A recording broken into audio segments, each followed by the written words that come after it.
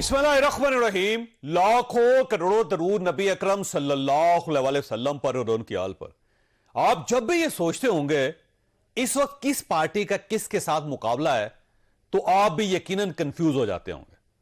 लेकिन कंफ्यूज होने की कोई जरूरत नहीं, क्योंकि हमने यह मसला सुलझा लिया है। इस वक्त मुकाबला सिर्फ दो लोगों में हो रहा है, और वो है इमरान खान और चौधरी परवेज इलाही। ये एक दूसरे के इत्तेहादी भी हैं और खौफनाक हद तक हरीफ भी हैं।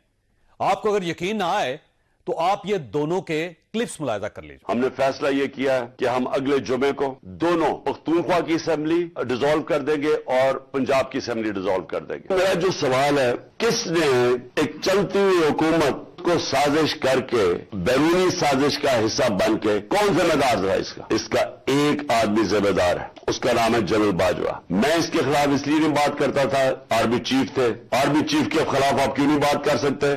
फौज को बुरा नाम ना आए, तो इसलिए हम चुप करके बैठे रहे और ये सारे तमाशे देखते रहे कि कैसे साजिशें हुई। आप कमाल देखिए, चौधरी परवेज इलाही एक तरफ इमरान खान के साथ भी बैठते हैं, इन्हें समरी भी लिख कर दे देते हैं, और दूसरी तरफ मैं जवाब दूंगा दावा भी कर देते हैं। ये क्या हो रहा है? आप इसे भी छोड़ दीजिए। अब यह मानना होगा कि मुल्क में इस वक्त अगर कोई सियासत कर रहा है तो वो काफ लीग है। ये छोटी सी पार्टी है, इसके 5 MNA और 10 MPs हैं, लेकिन इस पार्टी ने इस वक्त सबको आगे लगा रखा है। चौधरी परवेज इलाही खुद को एस्टैब्लिशमेंट का तर्जुमान करार दे रहे हैं, चौधरी मोनस इलाही इमरान खान के कंधे से लटके हुए हैं, और चौधरी शुजात PDM के साथ हैं। लिहाजा हुकूमत वफाकी हो या पंजाब की, यह इस वक्त चौधरी की मरहून मिन्नत है। अब सवाल यह है, पंजाब का बनेगा क्या? यह सवाल हमारे आज के प्रोग्राम का इशू होगा। हमारे साथ रहिए। दोबारा खुशामदीद। हमारे साथ फवाद चौधरी साहब इस वक्त मौजूद हैं। प्रोग्राम के पहले हिस्से में थोड़ी देर हम इनसे बात करेंगे और ये ज़ाहिर मजीद गांठें खोल देंगे। चौधरी साहब, आपका बहुत बहुत शुक्रिया। ये फरमाइएगा, क्या आपको यकीन है कि चौधरी परवेज इलाही साहब वाकई पंजाब असेंबली तोड़ देंगे? देखिए, उनकी पब्लिक पोजीशन है, प्राइवेट पोजीशन है, यही उन्होंने बार बार कहा है, और हमें उन्होंने यही कहा है कि वो फैसले के मुताबिक असेंबली तोड़ देंगे, बल्कि उन्होंने तो एडवाइस भी साइन करके इमरान खान साहब को दी है। तो जाहिर है कि अब आप यही कहेंगे, उनको एतमाद ही करें। और ये जो एडवाइस है सर, ये आप भिजवाएंगे गवर्नर साहब के पास या चौधरी परवेज इलाही साहब खुद लेकर जाएंगे? ये एडवाइस तो गवर्नर को पास जो है वो चीफ मिनिस्टर ऑफिस से जाती है, तो जो कानूनी तरीका है उसके मुताबिक जाएगी, जो डायरी नंबर लगता है उसके मुताबिक। और वो चीफ मिनिस्टर साहब खुद जाहिर है फिर उसको प्रोसेस करेंगे। तो अब जो आपके पास समरी है, ये वापस जाएगी चीफ मिनिस्टर ऑफिस में और वहां से फिर प्रोसेस होगी? जी, प्रोसेस होगी, बिल्कुल। अच्छा, ये फरमाइएगा सर, ये उन्होंने कल जो इंटरव्यू दिया था, इसमें उन्होंने बड़ा खासा रिजर्वेशंस का मुजाहरा किया। उसमें उन्होंने कहा कि जनाब बाजवा साहब के बारे में बात नहीं करनी चाहिए थी, एहसान फरामोशी है, अपनी औकात देखें। फिर हमें साथ बिठा के बात की गई। जब ये आपके पास आए थे तो क्या इन्होंने इमरान खान साहब से कहा था कि आपने जनाब बाजवा साहब के खिलाफ बात नहीं करनी, और जब प्रेस कॉन्फ्रेंस खत्म हुई तो उसके बाद भी प्रोटेस्ट किया था चौधरी साहब ने? नहीं, कोई ऐसी बात नहीं। आए भी अच्छे थे, बाद में काफी लोग बैठे रहे, बैठे भी रहे, लेकिन कोई ऐसी बात जो। तो उसके बाद चौधरी साहब ने गिला नहीं किया इमरान खान साहब से कि आपने जनाब बाजवा साहब के खिलाफ क्यों बात की और आप एहसान फरामोशी क्यों कर रहे हैं? नहीं, कोई गिला नहीं किया। तो फिर अचानक कैसे हो गया? फिर उनको महसूस हुआ कि बड़ी ज्यादती की है इमरान खान साहब ने? बस वो मेरा ख्याल है प्रेशर वगैरह आया होगा अपना दोस्तों से, किसी से, तो उन्होंने बात कर दी। तो प्रेशर कहां से आया होगा वैसे, क्या ख्याल है आपका? प्रेशर तो जाहिर है कि उनकी दोस्तियां हैं कई जगहों के ऊपर। अपना देखिए, दूसरा अपना एक्सपीरियंस भी है। PMLQ का एक्सपीरियंस जो है वो जन साहब के साथ बेटर नहीं होगा। हमारे आखिरी 7-8 महीने बहुत बेटर है। तो हमारी एक अपनी राय है, उनकी एक अपनी राय है, उसमें कोई ऐसी बात भी नहीं है अगर उन्होंने कर दी है।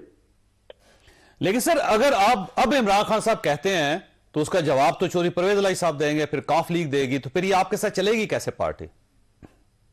देखिए, मेरा नहीं ख्याल कोई ऐसी बात है। अभी चलने का तो अपना इंटरेस्ट होता है, पॉलिटिकल इंटरेस्ट अगर उनका होगा तो चलेंगे, नहीं इंटरेस्ट होगा तो नहीं चलेंगे। और ये मोनस इलाही साहब ने आके फिर माजरत की अपने वालिद साहब से हवाले से, या थोड़ी सी तफसील बताई कि क्यों उन्होंने कहा, क्यों इंटरव्यू दिया उन्होंने? उन्होंने कहा कि हम जो फैसला है तहलील का, उस पर हम बिल्कुल साथ खड़े हैं, कोई इसमें मसला, कोई दो राय नहीं है। और जो बाकी चीजें हैं बाजवा साहब के ऊपर हमारी ओपिनियन अपनी है, आपकी अपनी है। हमने कहा बिल्कुल ठीक कह रहे हैं आप, ऐसा ही। और अगर गवर्नर साहब एतमाद का वोट मांग लेते हैं चौधरी परवेज लाई साहब से, तो फिर तो मंगवा लें, हमारे पास 188 मेंबर है और अगर वो कहेंगे तो हम दे देंगे। लिहाजा आपका ख्याल है कि चौधरी परवेज लाई साहब को हटाया नहीं जा सकेगा चीफ मिनिस्ट्री से?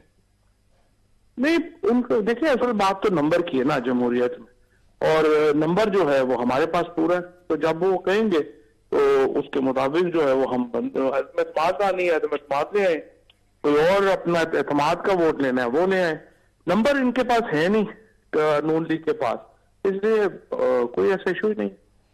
और अब फर्ज करते हैं कि चौधरी परवेज लाई साहब असेंबली नहीं तोड़ते, तो फिर आपके पास प्लान बी क्या सर?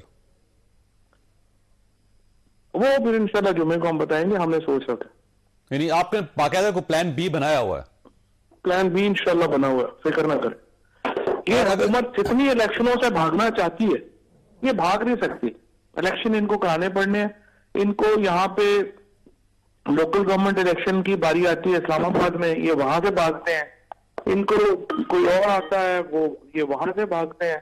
तो बस हर जगह जो है इलेक्शनों से भागने का एक जो है वो बनाया हुआ है। वो कितनी देर भागेंगे? तो इंशाल्लाह ताला हम उसके मुताबिक आगे चलेंगे और आप देखेंगे ये इलेक्शनों से नहीं भाग सकते। और अगर चौधरी परवेज लाई साहब पीडीएम की तरफ चले जाते हैं तो फिर सर? तो पीडीएम में अगर उनका इंटरेस्ट होगा तो उधर चले जाएंगे, कोई ऐसी बात नहीं। तो इससे यानी आप हर किस्म के हालात के लिए तैयार बैठे हैं? हम हर किस्म के हालात के लिए तैयार है। चलो साहब, आपका बहुत बहुत शुक्रिया खासा। यहाँ पे ब्रेक लेंगे और ब्रेक के बाद पैनल के साथ वापस आएंगे।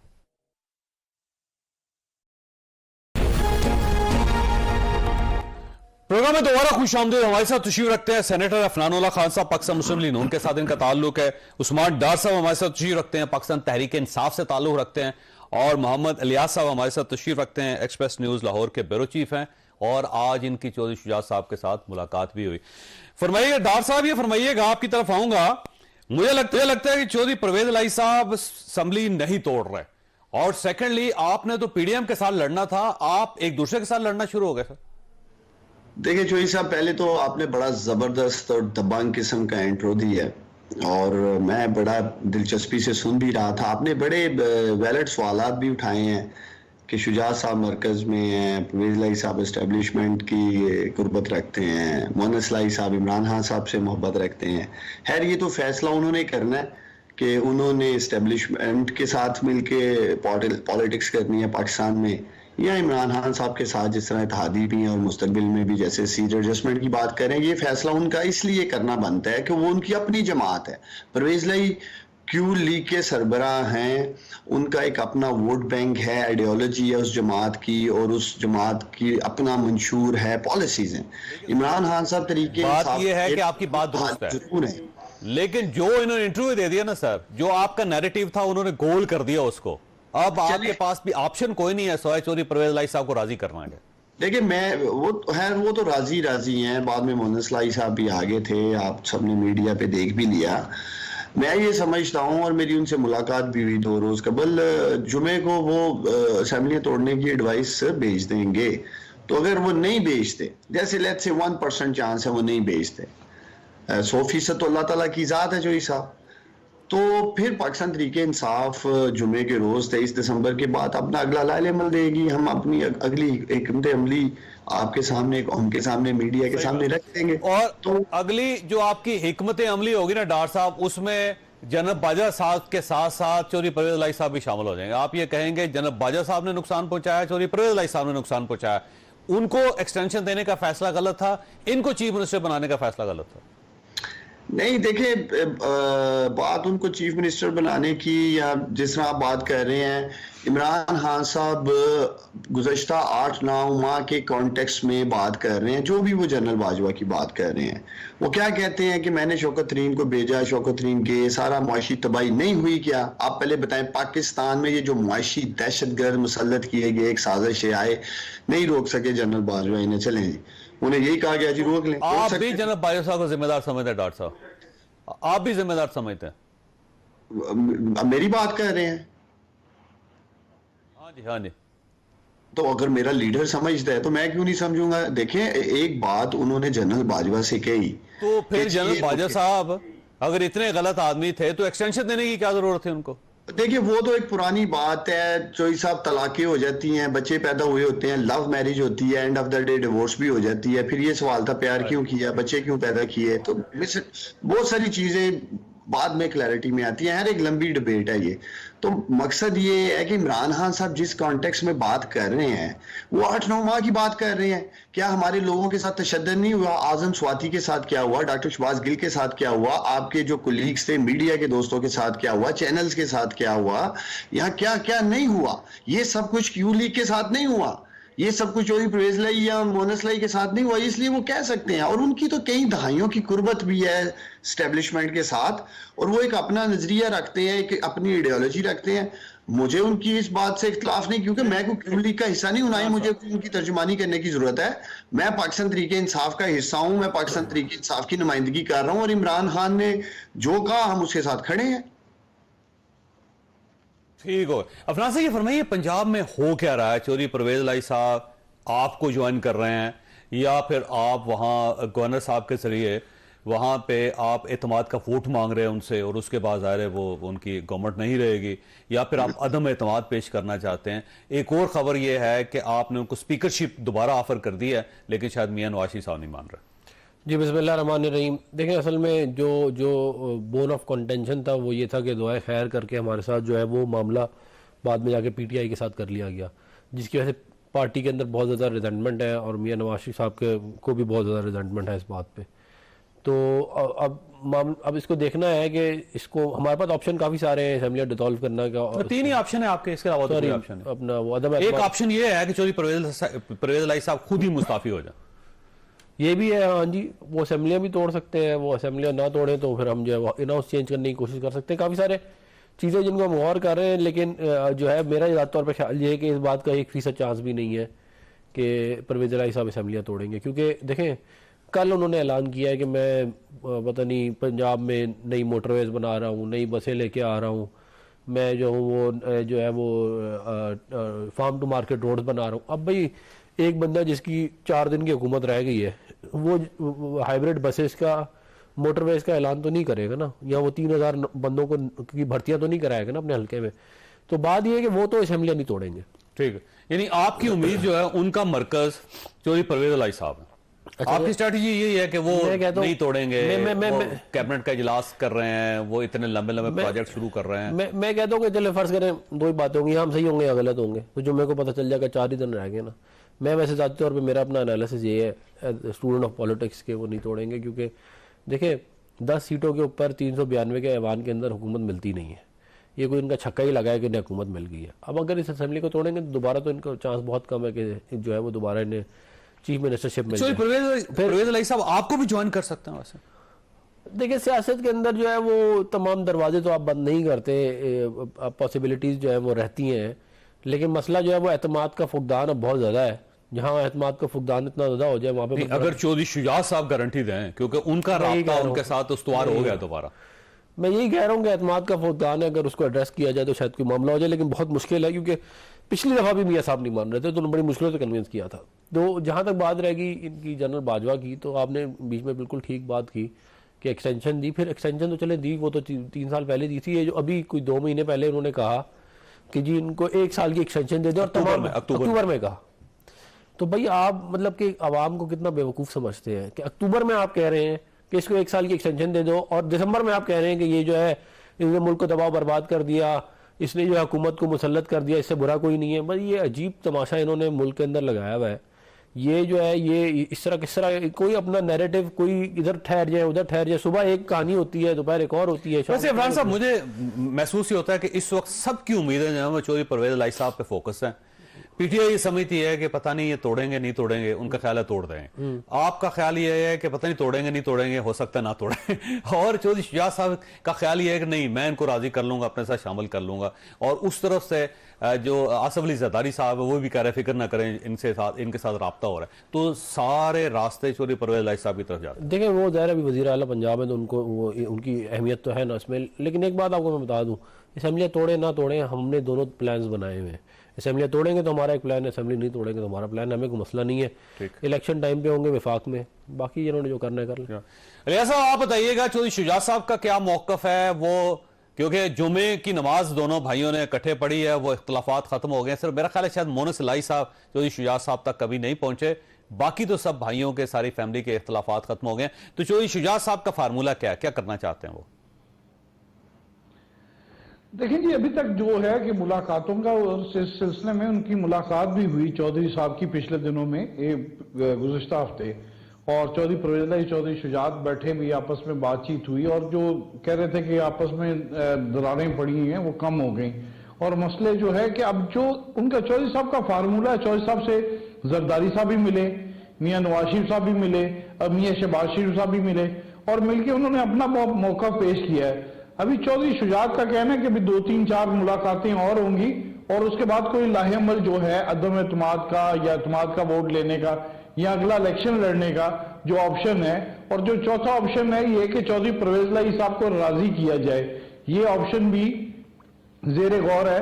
उस ऑप्शन को भी अभी बताया नहीं जा रहा, लेकिन इस पर काम किया जा रहा है। चौधरी शुजात साहब को टास्क दिया गया है, जरदारी साहब की तरफ से भी, चौधरी शहबाज शरीफ साहब भी इस सिलसिले में बातचीत कर चुके हैं, क्योंकि उनकी बातचीत हुई सबसे पहले उनसे मियाँ नवाज शरीफ साहब से, क्योंकि गुज़िश्ता रोज कल इजलास हुआ, इजलास में यही तय पाया कि अपनी जो मुशावरत है पार्टी से बढ़ा के पीडीएम की अपनी इत्तेहादी जमातों को भी लेके आए। तो अब इत्तेहादी जमातों से मुलाकात के लिए सबसे पहले मियाँ शहबाज शरीफ साहब ने चौधरी परवेज़ इलाही साहब से मुलाकात की, चौधरी शुजात साहब से मुलाकात की, और मुलाकात के बाद जो अभी तक पेशरफ्त ये देखने में आ रही है कि उनसे फिर जरदारी साहब ने भी मुलाकात की और वो ये देखना चाहते कि असेंबलियां तहलील ना हो, इन हाउस चेंज कर दिया जाए जो पार्टीज में, चौधरी परवेज़ इलाही साहब इधर आ जाएं नून लीग की तरफ। लेकिन अभी तक ये डिसाइड नहीं हो रहा कि उनके कौन सा ओहदा दिया जाता है, क्योंकि जाहिर है सीएमशिप तो नहीं दी जा सकती, और स्पीकर की जैसे कहा जा रहा है कि ऑफर हो रही है, तो अभी इस बारे में वाज़ेह नहीं हो रहा, लेकिन अभी इस पर बातचीत हो रही है। कभी इस पर मुज़ाकरात यानी मुशावरत चल रही है, तो सारी पार्टी के जो लीडर्स हैं आपस में बातचीत करें, तो इसमें जो जैसे ही कोई, वो चौधरी शुजात कह रहे थे कि जैसे ही कोई बातचीत फाइनल होती है तो उसको फिर सामने लेके आते हैं, क्योंकि उन्होंने कहा, उनसे कहा कि जी वो अपने फैसले लाके आपको देंगे। तीन ही ऑप्शन है इस सारे सिनेरियो में, सिर्फ 3 ऑप्शन है। पहला ऑप्शन ये है कि चौधरी परवेज़ इलाही साहब के खिलाफ अदम एतमाद की तहरीक जमा हो जाए, तो उसके बाद असेंबली नहीं तोड़ सकेंगे और उसके लिए उन्हें इजलास मुलतवी करना पड़ेगा, मुअत्तल करना पड़ेगा, ख्वाह चंद घंटों के लिए करें। और दूसरा ऑप्शन ये है कि गवर्नर साहब उनसे एतमाद का वोट मांग लें, और जब एतमाद का वोट मांगेंगे तो अब जाहिर है पीटीआई के बहुत सारे लोग चौधरी परवेज़ इलाही साहब को वोट नहीं देंगे, तो उनकी अददी बढ़तरी खत्म हो जाएगी, तो उसके बाद वो चीफ मिनिस्टर नहीं रहेंगे। जो बंदा चीफ मिनिस्टर नहीं रहेगा वो असेंबली नहीं तोड़ सकेगा। और तीसरा एक नया ऑप्शन ये है कि चौधरी परवेज़ इलाही साहब पीडीएम के साथ कुछ डील करके वो फौरी तौर पर इस्तीफा दे दें, वो इस्तीफा दे देते हैं तो फिर भी वो असेंबली नहीं तोड़ सकेंगे। 3 ऑप्शन के अलावा तो कोई ऑप्शन नजर नहीं आता। ऑप्शन चौधरी परवेज़ इलाही साहब को जो सबसे ज्यादा है कि अगर वो इधर आ जाते हैं, जैसे नून लीग में कई बंदे आए, चौधरी निसार साहब आए, जवेद हाशमी आए, वो सारे आते हैं, जो भी आते हैं नून लीग में गुम हो जाता है, पार्टी में उनकी वो उस तरह नहीं रहता जैसे जो लीडर होता है कि सामने अहम अहमियत रहे, लेकिन वो इस तरह पार्टी में वाज़ेह नहीं रहता।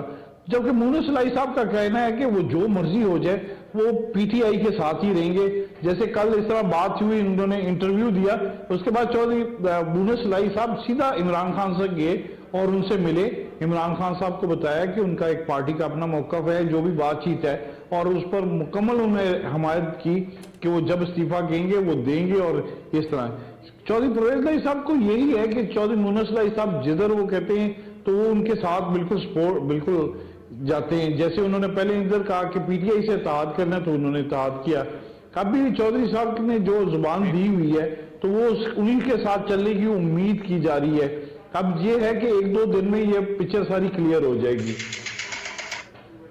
ठीक हो। अच्छा डॉक्टर साहब, ये बड़ी दिलचस्प सूरत हाल है कि चौधरी परवेज़ इलाही साहब ने एक बार तो पूरा कील ठोक दिया आपके ताबूत में, क्योंकि 17 उन्होंने दिसंबर को बैठ के इमरान खान साहब के साथ एक प्रेस कॉन्फ्रेंस हुई और उसमें सब चीजें क्लियर होगी, लेकिन उसके बाद जो उन्होंने प्रोग्राम किया उसमें वो सारी चीजें बिल्कुल ही उन्होंने खोल के एक दूसरी तरफ ले गए।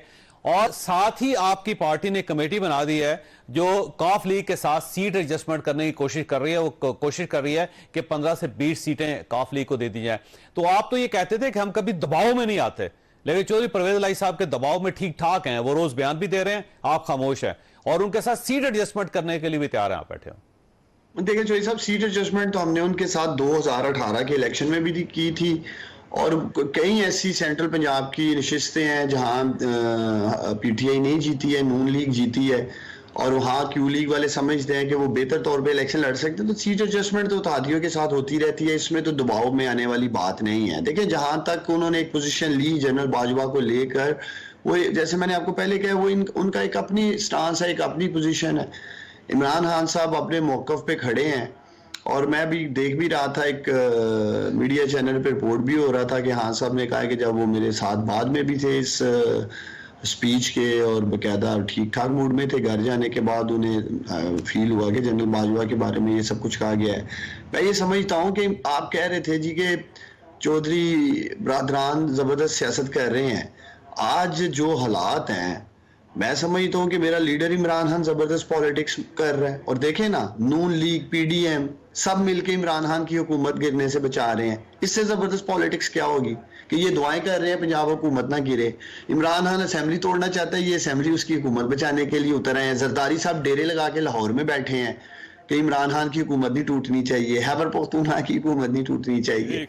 और आप बताएं इससे जबरदस्त पॉलिटिक्स क्या हो सकती है? इस टाइम तो पाकिस्तान की पॉलिटिक्स, आपका नुक्ता बड़ा अच्छा है। वैसे डॉक्टर साहब, मैं वक्फा लूंगा, वक्फे के बाद इरफान साहब से ये पूछूंगा कि इमरान खान साहब सेंटर हो जाए पूरी सियासत के, आप इनसे बच नहीं सकते। आप छोटी सी ब्रेक, और ब्रेक के बाद दोबारा जरूरत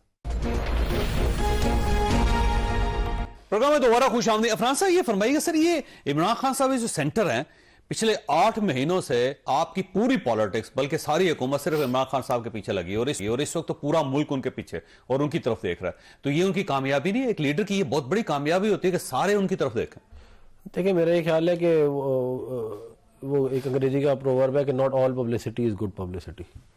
तो जरूरी नहीं है कि अगर आप मशहूर हैं तो इसका मतलब ये है कि आप जो है कोई आपकी अच्छी बात। वैसे आप खाइफ हैं उनसे? नहीं, हम बिल्कुल भी खाइफ ना नहीं होते तो आप इलेक्शन करवा देते। आपको पता है इलेक्शन होगा तो 2/3 मेजॉरिटी ले जाएंगे वो। नहीं, ऐसी कोई बात नहीं है। अभी एजे के में इलेक्शन हुआ, 2/3 मेजॉरिटी मिली इनको। सर बल्दियाती इलेक्शन गए, जो भी था बल्दियाती था, एक इंडिकेशन तो होती है ना कि क्या होने तो फिर आप करवा दें सर। होने नहीं, हम क्यों करें? जो अक्टूबर में हो जाएगा इलेक्शन, जो टाइम है उस पर। पिछली दफा भी 2013 से 18 तक ये बोलते रहे इलेक्शन करो, हमने नहीं कराया ना।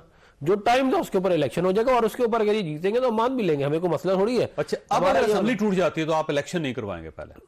नहीं, हम नहीं कराएंगे इलेक्शन, बिल्कुल भी नहीं कराएंगे। हम अक्टूबर में कराएंगे वफाक में इलेक्शन। ना सिंध में इलेक्शन पहले होगा, ना बलूचिस्तान में होगा, और ना ही पंजाब में ये असेंबलियां तोड़ेंगे। सिर्फ जो है ब्लफ कर। अगर असेंबलियां टूट जाती हैं तो फिर पंजाब में इलेक्शन हो जाएगा। पंजाब में इलेक्शन करवाएंगे आप? हो जाएगा, बिल्कुल इमीडिएटली करवाएंगे आप? 3 महीने का केयर टेकर सेटअप आएगा वजीर आला और लीडर ऑफ द अपोजिशन की मुशावरत से। वो 3 महीने के अंदर अंदर by law they have to conduct the election. वो इलेक्शन कमीशन पाकिस्तान खुद बहुत करेगा, उसका तो कोई चारा है ही नहीं। तो अगर इन्होंने तो इमरान खान साहब का ख्याल ये है कि इलेक्शन कमिश्नर और आप इलेक्शन नहीं होने देंगे पंजाब में इतनी जल्दी? देखिए बात यह है कि पाकिस्तान के आइन के मुताबिक तो इलेक्शन जो है वो अपने टाइम पे ही होगा। कुछ मामला जरूर हैं कि वो जो सेंसस वगैरह का मसला है, हल्का बंदियों का मसला है, लेकिन ज़ाहिर है वो अगर इन्होंने असेंबली तोड़ी तो ज़ाहिर आपने कोई कॉन्स्टिट्यूशनल क्राइसिस तो नहीं खड़ा करना ना। जो आइन के मुताबिक जो भी होगा वो मामला कर देंगे। फाइनेंशियल इमरजेंसी तो नहीं लग जाएगी सर? एक ऑप्शन आपके पास ये है कि इमरजेंसी लगा दें या फाइनेंशियल इमरजेंसी लगा दें, और उसके बाद ज़ाहिर सस्पेंड हो जाएंगे इलेक्शन।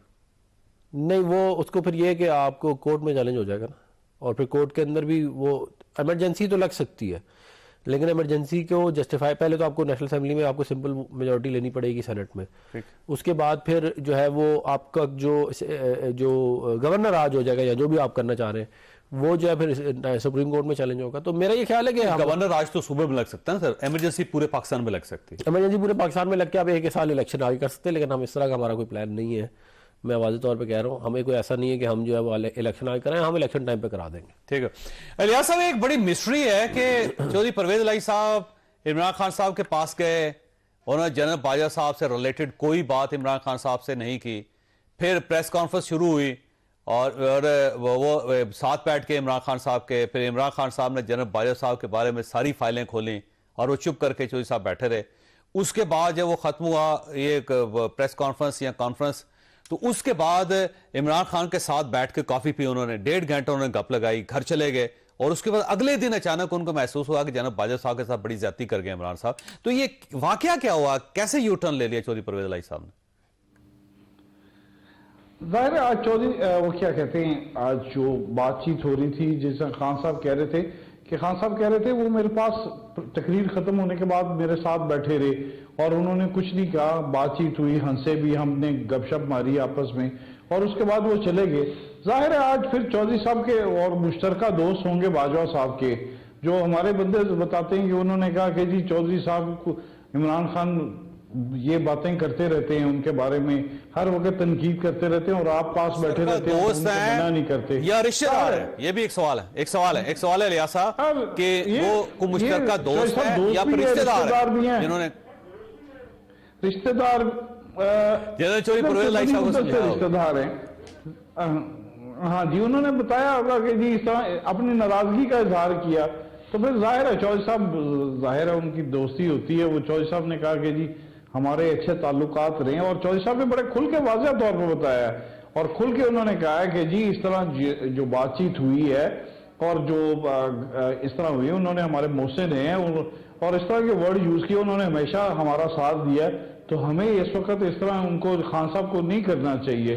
तो जाहिर है उन्होंने अपना एक जिस तरह भी था रिएक्शन जाहिर किया और चाहे उसके बाद काफी देर बाद किया, लेकिन उन्होंने जाहिर किया और अपना भरपूर दोस्ती का साथ निभाने का जिस तरह का कहते हैं आदत एक और इंफॉर्मेशन है, वो इंफॉर्मेशन ये है कि चौधरी परवेज इलाही साहब ने रावलपिंडी आके आर्मी चीफ से मिलने की 2 कोशिशें की हैं लेकिन वो नाकाम हो गई, उनको जवाब हो गया। ये बात दुरुस्त है वैसे? हाँ जी, बस ये बातें होती रहती, लेकिन उनके बारे में ये है कि वो किसी अहम शख्सियत से मुलाकात करके गए उस दिन, ये अभी लास्ट टाइम, उससे पहले भी आए एक दो इस्लामाबाद में मुलाकात करके गए, लेकिन ये तो वाज़ेह तौर पर तो नहीं है कि आर्मी चीफ साहब से मुलाकात करें, क्योंकि जैसे आज सब क्लियर करते हैं कि इससे पहले भी कहते हैं कि वो आर्मी चीफ इस मसले में किसी सियासतदान से, किसी से मुलाकात नहीं कर रहे, तो जाहिर है इनको भी पता है कि मुलाकात नहीं करे, वो जाहिर किसी और बंदे से मुलाकात करेंगे, चाहे पॉलिटिकल शख्सियत से गए हो या किसी और चीज से, लेकिन उनकी आर्मी चीफ से मुलाकात तो नहीं ऐसी सच के तय पाई, क्योंकि आर्मी चीफ साहब ने अभी तो किसी से मुलाकात ही नहीं की इनसे, किसी पॉलिटिशियन वगैरह से। अलबत्ता वो ये है कि इस सिलसिले में जो भी कहते हैं कि वो अभी आर्मी सियासत से दूर है, बिल्कुल ना कोई उन्होंने हिस्सा लिया अभी तक। तो सब लोग देख रहे हैं कि हमारी तरफ कोई देखे, लेकिन इस दफा कोई नहीं देख रहा, सब तमाम यही इंतजार में है कि हमारी तरफ जिस तरह की सूरत हाल पैदा हो चुकी है, लेकिन मुझे लग रहा है कि इस सूरत हाल में सिर्फ अदलिया ही इनको देखेगी और पॉलिटिशियंस को कोई और नहीं देखेगा। जहां से फैसले होंगे, जहां के जाएंगे, क्योंकि ये फरमाइए सर, ये अगर परवेज इलाही साहब असम्बलियां नहीं तोड़ते, क्योंकि पीडीएम का ख्याल ये है कि वो असम्बली नहीं तोड़ेंगे, तो जब अगर वो पंजाब असम्बली नहीं तोड़ते तो आपके पास प्लान बी क्या, ऑप्शन क्या बचता है आपके पास? देखिए वो फिर सैटरडे को आपको मीडिया के सामने, कौम के सामने आ जाएगा, रख देंगे। मैंने आपको पहले भी कहा है कि मुझे बजाय लगता है कि जो परवेज इलाही एडवाइस भेज देंगे, अब वो एडवाइस आगे कितने रोज लेती है, क्या होगा क्या नहीं होगा, वो फिर आने वाले दिनों में देखेंगे। अगले हफ्ते पाकिस्तानियों जब यूएचओ के साथ प्रोग्राम हो रहा होगा तो दूध का दूध पानी का पानी हो गया होगा, यहाँ असेंबलियां टूट गई होंगी या नहीं टूटी होंगी तो पाकिस्तान तरीके इंसाफ का भी रद्द अमल या हमारा जो भी हिकमत अमली सामने आ चुकी होगी, तो आप तसल्ली रखें। इमरान खान क्लियर है, चोई साहब सिनेरियो पेश करते हैं डॉक्टर साहब आपके पास के, फर्ज कर लें केपी के और पंजाब की असम्बली टूट गई दोनों, और अब जाहिर है वहां दोनों आपकी हुकूमतें नहीं है और वहां पे केयर टेकर गवर्नमेंट बन जाती है और केयर टेकर गवर्नमेंट टाइम पे इलेक्शन नहीं करवाती, तो इसका मतलब ये हुआ कि आपको तो नुकसान हो गया, फिर दोनों सूबे आपके हाथ से निकल गए, तो आप फिर कहां बैठे? देखिए आज इलेक्शन कमीशन ने बकायदा कैटेगोरिकली स्टेटमेंट दे दिया है कि आइन के मुताबिक वो 3 माह के अंदर इलेक्शन करवाने के मजाज है और उन्होंने करवाना, ये उनकी आईनी जिम्मेदारी है और वो ये आईनी जिम्मेदारी पूरी करेंगे और ये असेंबलियां 5 साल के लिए होंगी। अब जैसे पहले कह रहे इलेक्शन कमीशन तो बड़े बददियानत है। चलें, मैं तो उनके स्टेटमेंट को कोट कर रहा हूं, आप अगर समझते हैं बददियानत है, इमरान खान उनके बारे में ठीक राय रखते हैं तो इमरान खान साहब ने कहा है कि वो बड़े बदयानत है। आपने शायद आप भूल गए इमरान खान साहब ने क्या कहा था उनके बारे में अभी 17 तारीख की प्रेस कॉन्फ्रेंस में, तो उसी से आप अंदाजा लगा लीजिए कि जब वो कह रहे थे तो फिर वो उन्हीं इलेक्शन कमीशन पे आप एतमाद भी कर रहे हैं साथ। मैंने तो यही कहा है ना कि चोरी क्या कहते हैं, आप भी चोरी साहब आप भी ब्लैक एंड व्हाइट हो जाए ना। या तो कहें कि हाँ साहब ठीक कह रहे हैं, या कहें जी इलेक्शन कमीशन ने जो कहा है 3 माह में इलेक्शन कराएंगे, हो जाएंगे। अब आप भी तो एक जगह खड़े हो ना, आप भी क्लियर हो जाए ना, आप भी क्लैरिटी रखें, क्लियर हो कि इलेक्शन कमीशन जो कह रहा है वो कमिटमेंट पूरी करेगा या ये बदयानत है। हम दोनों चीजें तो इकट्ठी नहीं चल सकती सर। कमीशन, ये इलेक्शन कमीशन मिला हुआ है इनके साथ, हम क्लियर हैं। ये मिल भी जाएं, अवाम का समंदर, अवाम जिस तरह बेताब है इलेक्शन के लिए, स्टेटमेंट को इतना सीरियस क्यों ले रहे हैं आप? मारने इस दफा अवाम ने ऐसे बल्ले पे ठप्पे लगने हैं बाहर पोलिंग स्टेशनों पे, ऐसे चोई साहब ऐसे आपका कैमरामैन दिखाएगा। इतना ग्रज है इस अवाम को, इस संपोर्टेड चोरों डाकुओं लुटेरों पे, ये जो मुआशी दहशतगर्द आ गए और अवाम की कमर तोड़ के रख दी इन्होंने महंगाई से। आप एक दिन इलेक्शन तो आने दें, फिर आप देखिएगा अवामी सत्यामल, क्योंकि वो उनको यकीन है कि असेंबली टूटेगी और उसके बाद इलेक्शन कमीशन टाइम पे इलेक्शन करवाएगा और बल्ले पे ठप्पे लगेंगे और वो बड़ा भारी मैंडेट लेके वापस आएंगे। आप किस चक्कर में बैठे हुए सर? देखिए बात यह है कि ना तो अगले इलेक्शन में कोई आरटीएस इनके लिए बिठाएगा, ना ही इनके लिए बंदे तोड़ तोड़ के इनकी पार्टी में डाले जाएंगे, ना ही नवाज शरीफ और मरियम नवाज साहिबा को जेल में डाला जाएगा। तो जो डायनामिक्स जरूरत ही नहीं उनको, नहीं वो डायनामिक्स इलेक्शन के बड़े मुख्तलिफ होते हैं। उनकी पीक यहाँ पे है पॉपुलैरिटी। मैं ये कह रहा हूँ कि इलेक्शन के डायनामिक्स हैं वो बड़े मुख्तलिफ होते हैं जनरल इलेक्शन के। जब ये आएगा तो उस वक्त हम देख लेंगे। मियाँ मोहम्मद नवाज शरीफ साहब खुद कैंपेन चलाएंगे और वो पंजाब के अंदर हम स्वीप करेंगे इंशाल्लाह और हम हुकूमत बनाएंगे, ये कहीं नजर भी नहीं आएंगे। मैं आपको और उसकी मैं आपको वजह बता दूं, ये जो एजे का इलेक्शन था, ये सारी की सारी बेल्ट जो है पंजाब, सेंट्रल पंजाब से लगती है आके, तो आप वो it's an indication of what is coming. ये तो खुद अपनी तरफ से काम देखे ना, ये तो इनको तो हर चीज आपको जुलाई में इंडिकेशन नहीं हुई सर? नहीं जुलाई में इंडिकेशन नहीं, लेकिन मैं आपको एक बात बता दूं, ये इनको हलवे खिला खिला के यहाँ तक लाए गए हैं। ये अपने जोरे बाजू पे तो आज तक कभी इन्होंने कुछ किया नहीं है सर। उन्होंने अपने जोरे बाजू पे पंजाब के अंदर आपको हरवाया। नहीं देखिए मैं ये कह रहा हूँ कि ये तो नहीं हो सकता ना कि हमेशा ही हम जीतते रहे, कभी हार भी जाते हैं। लेकिन मैं आपको एक मिसाल दे देता हूँ, जो है वो जो इलेक्शन 2018 से पहले सारे बलदियाती इलेक्शन हम जीत रहे थे, लेकिन 2018 के बाद इलेक्शन जीते, जैसे भी जीते चले।